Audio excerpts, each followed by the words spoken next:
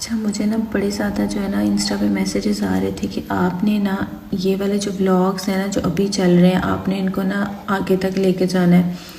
कि मैंने सोचा कि ये मतलब पहले भी हम लोग व्लॉग्स बनाते थे तो मुझे ऐसे मैसेजेस क्यों आ रहे हैं। फिर मैंने जब ये वाला मैसेज पढ़ा ना, मैंने स्क्रीन पे भी लगाया। बहुत से लोग हैं जिन्होंने अभी मतलब इस स्ट्रगल फेज से गुजरना है। जैसे कुछ हस्बैंड्स होते हैं अब्रॉड में होते हैं, उन्होंने अपनी वाइफ्स को बुलाना है। तो होता क्या है, जब आप पाकिस्तान में होते हो ना, आपको लगता है बस सब कुछ बहुत अच्छा है। जब आप आते हो ज़मीन पे रहना पड़ता है, या फिर इस तरह मतलब फॉर एग्ज़ाम्पल तो आप अपने हस्बैंड को कहते हो ये क्या, आपने तो हमें कुछ और बताया था, हम तो कुछ और सोचते थे। तो मुझे मतलब मैसेजेस आ रहे थे कि आप जो अभी दिखा रहे हैं ना, ये रियलिटी ही है और हमें इससे ये मिलेगा कि हमें पहले ही पता होगा कि हाँ ये इन चीज़ों से सभी गुज़रते हैं। तो मुझे बड़ा अच्छा लगा कि वाकई ये बात है।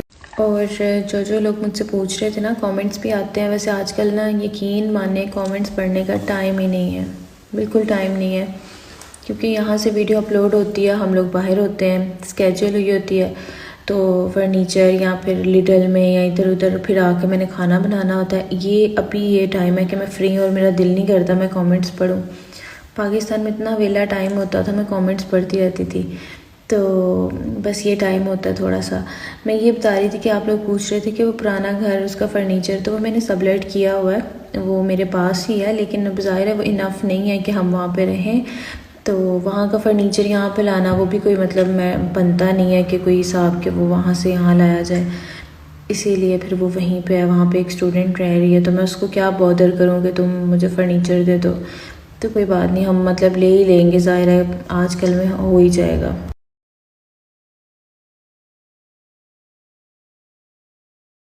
अस्सलाम वालेकुम। तो कुछ देर पहले मैंने एक स्टोरी शेयर की थी कि मेरी तबीयत बहुत ज़्यादा ख़राब है, मुझे ईएनटी का जो इशू है ठीक नहीं हो रहा। तो वाकई ठीक नहीं हो रहा, तो मैं अपना डॉक्टर चेंज करूंगी। आज रात को मैं जाऊंगी डॉक्टर पे, तो फिर देखते हैं क्या होता है, क्योंकि मुझे सांस की प्रॉब्लम हो रही है बहुत ज़्यादा।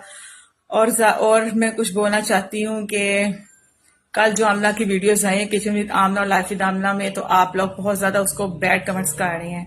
तो आज मैं आपसे कुछ बोलना चाहती हूँ।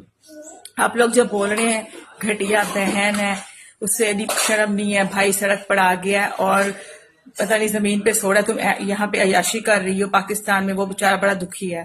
तो मैं ये बोलना चाहती हूँ कि इसमें आमना की कोई गलती नहीं है कि वो वहां क्या कर रहा है और क्या नहीं कर रहा। उसकी अपनी मर्जी थी, उसने स्टोरी में भी बताया था कि अपनी मर्जी से गया। तो इसमें मेरी बेचारी आमना का कसूर है जो आप लोग उसे ब्लेम कर रहे हैं? मुझे समझ नहीं आती। सब कुछ उसने अपनी मर्जी से किया, फिर क्यों उसको ब्लेम कर रहे हैं आप?